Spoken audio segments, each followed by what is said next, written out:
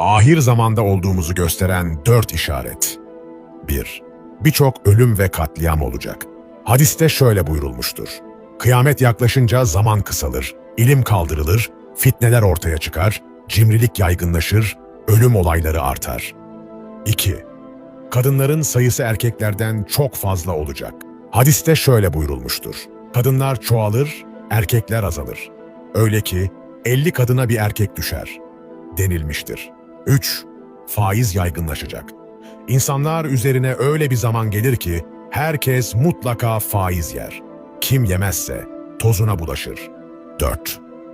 Zaman çok hızlı akacak. Hadiste şöyle buyurulmuştur.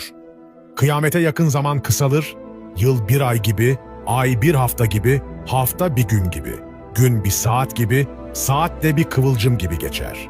Allah'ım ahir zamanın şiddetinden sen bizleri muhafaza eyle.